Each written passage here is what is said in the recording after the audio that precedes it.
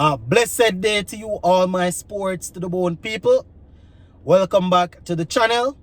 Thank you all for tuning in. So, it is time for us to take a look at what happened in the CPL last night. Yes. I tell my viewers and subscribers, very serious issue here. Now, I've been doing some reading, and the dominant theme that I am seeing across social media platforms is that they conspired to make sure TKR did not advance, and they also conspired to make sure Nicholas Pooran didn't score back-to-back CPL centuries. Now, this is not my opinion. I am just saying this is the dominant theme that I am seeing, when I am reading comments. I'm going to give you my opinion as it relates to them playing the game still 2 hours after, the break, and they would have already passed the cutoff time. So I can understand TKR fans saying that they were moving the goalposts because they were told one thing and then they did another thing. Because if they had stopped the game, if they didn't decide to restart the game after the cutoff period, TKR would have gone through based on how the first round went. So I'm going to talk about it all. Just give a listening ear until the end and let me know what you all think in the comment section. Alright, so TKR won the toss and they decided to bat first. Right? Barbados Royals, they bowled extremely well. You understand? Only Nicholas Pooran proved that, he was batting on a different pitch apparently. He proved that he's really and truly in some good form. You understand? He made his way up to 91 not out with 5 deliveries remaining when the lights went out. So they were 168 for 3. 168 for 3 after 19.1 overs. So 168, and they lost only 3 wickets. So you can see that the Barbados Royals, they bowled well. You understand? Pollard and Russell, they batted quite early and they were still unable to really push the score. So the Royals, they bowled really well. But as I said, Pooran seemed as if he was batting on a totally different strip. So Sunil Narayan went for 2. Jace Roy made 25 from 17. Nicholas Pooran was left not out on 91, having faced 60 deliveries. He had 6 fours and 5 sixes. Strike rate of over 150. 151 to be exact. Now, Kieran Pollard, he made 17 from 19. That is usually not how he goes about his business. Andre Russell was also at the crease when the lights went out. He was left not out on 20, having faced 18 deliveries. Now, bowling for the Barbados Royals, Tikishani bowled 4 overs, 33 runs, 1 wicket. Jason Ola 3 overs, 35 runs. Naveen Olak economical 4 overs, 25 runs, 1 wicket. Simmons, he was good in his first couple of overs, but then he went for some runs. 4 overs, 43 runs, 1 wicket. Rakim Cornwalls 1 over cost him 6 runs. Obed Bakai bowled 3.1 overs, 23 runs. So he was in the process of completing his 4th over, which would have been the 20th over when the lights went out. Now, we thought it was going to be a short interruption. That wasn't the case, my viewers and subscribers. Over 2 hours, we were there waiting.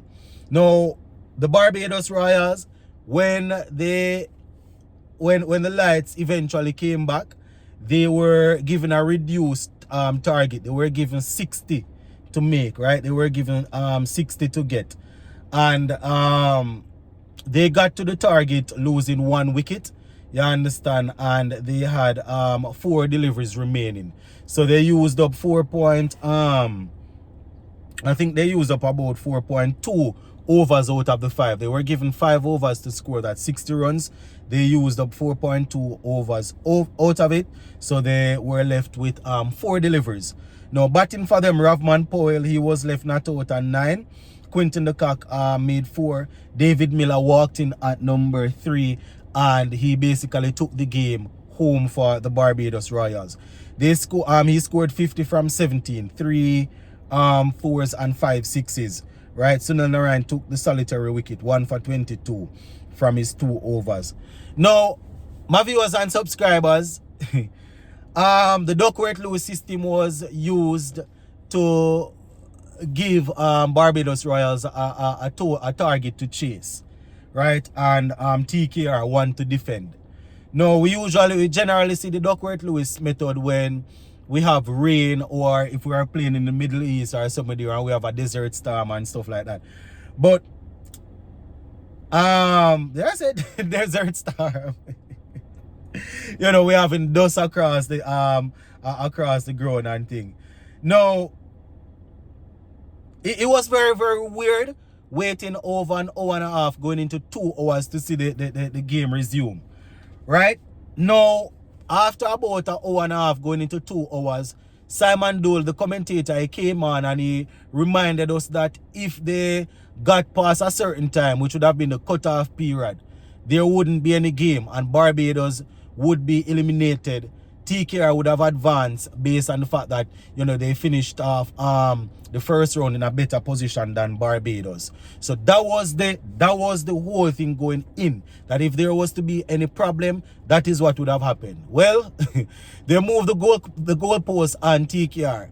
Now, when one of the light tower came back after about 45 minutes into an hour, they asked Karen Pollard and Ravman Powell if they wanted to play the game like that. Man, them said no, that's too dangerous, which I totally agree. Was too dangerous. It's already night, so you can't be asking the guys to be playing under reduced light like that. So they said no, man. They disagree and said no, man, that can't work. Too dangerous for the players. So when both lights came on back, it was well over 2 hours and it was already past the cutoff period. And they decided to proceed. Now, as I said, I was reading some stuff over social media, and the TKR fans especially, they are going nuts because they are saying, listen, this is a conspiracy. They conspired to make sure Pooran didn't get back-to-back century, and they conspired to make sure Barbados got a low total to chase. Right? I wouldn't even say too much about them getting a low total to chase, because generally speaking, in the power play, teams, when they're off to a very good start, they will get 50, 60. I understand it's not all the time they're going to see a team get 60, score 60 in the power play. You know, grant you, it's not impossible. It's not extremely difficult. It's a power play. But having said that, my people, I can understand what the TKR fans they are saying. I can understand what they are saying. Going in, it was clear as day. If there was to be any issue, this would happen. If we get past the cutoff time, this would happen. No, you can't move the goalpost in the middle of the game. I understand fans being at the ground. I understand sponsors wanting to see a result and all of that. But over 2 hours and a half of blunder already. You can't just move the goalpost like that. You understand? And I know that if TKR had won the game, fans probably wouldn't have said anything. You know, the TKR fans probably wouldn't have said anything because they would have already won the game. But me having a platform here, I have to call it as how I see it. You understand? I have to call it as how I see it. And the fact was, if we get past a certain time, the game will not be played, and TKR would be awarded the points and move on. You understand? The goalpost, they move the goalpost in the middle of the game. I understand that TKR, they have a lot of superstars. They have 4 titles, so they have a lot of people wanting them not to win. I myself, I was backing Barbados Royals to win. You understand? I was backing Barbados Royals to win. But because I was backing Barbados Royals to win, doesn't mean I won't come out and call it as how I see it. My opinion might be foolishness. I might be seeing it the wrong way, but they move the goalpost on TKR. I can understand fans wanting the game to you know, 5 or 6 whatever overs to play so they can get a result. But we went into the game. These were the rules when we went into engagement. You can't change the rule in the middle of the fight. You understand? You can't. It just don't make any sense. And once again, you know, a lot of fans will be biased. So I'm going to say it straight. I'm not stupid, so I can tell you, if TKR had won the game, a lot of the fans probably would not be saying anything because they would have already gone through. But me having a platform here, I can't just let it slip like that. I can't just say if they won the game, they wouldn't have said anything. They lose the game, I'm going to say something. If they had won the game, I would say something. A foolishness. Over 2 hours the lights off. We already know the rules going in. So how you change? I mean, obviously the captains probably have a little discussion. The captains agree, you know. So that probably will put a dent into whatever I am saying. Just as how they ask the captain if they want to play under one light with reduced light in the middle of the night. Just like how they asked the captain that and they said no. Probably they asked the captain if they want to continue the game and the captain say yes. But I don't know. I don't know if the rules should be that flexible that you can change it in the middle of the thing like that. You understand? I would have to wait to hear what the hierarchy of TKR will say if they have anything to say. And then we can decide whether or not, you know, the captains had agreed to really play the game. You understand? Let me just read this article here that is coming out that I see floating around. You understand? It's very interesting, my viewers and subscribers. Let me just go ahead and share what they are saying here, because as fans watching at home, we don't know exactly what happened, you know? Alright.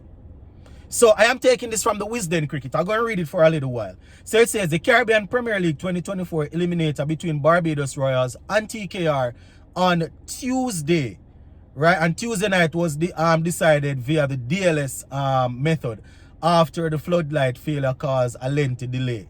So they said that TKR won the toss. We already know that and thing. Let me just go down into this. Alright, they say it was expected to be a short delay, but they say only it ended up being a very lengthy delay. We know all of that, right?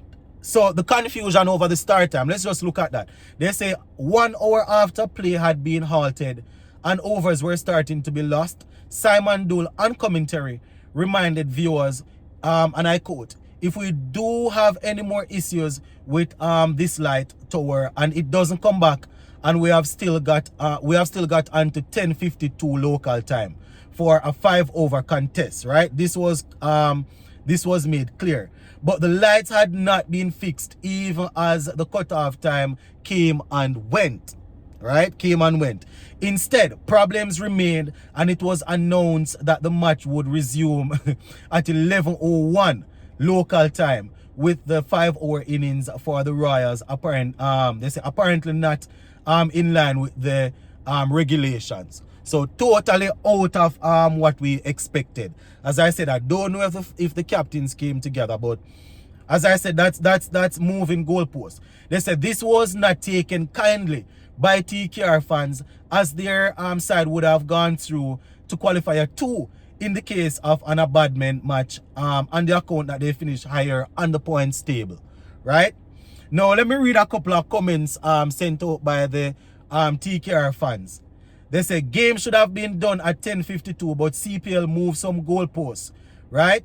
Changing the rules. They say, still TKR, hold on, they say, we are very close to what would be a sad end to a crucial affair between Barbados and TKR, moving goalposts. This fan says that they conspired this to make sure Puran didn't score back-to-back century and Barbados Royals have a low total to chase. Next one says CPL just lost my money with this base. Total sabotage. TKR postponing the match would have been the better decision. They say sabotage and TKR postponing the match would have been a better decision. And next person says, see, there we go, fighting TKR as usual. As I said, I can understand the TKR fans being disgruntled about this, but I'm going to look in the comment section to see what you all have to say, my people. Big up on yourselves, eh?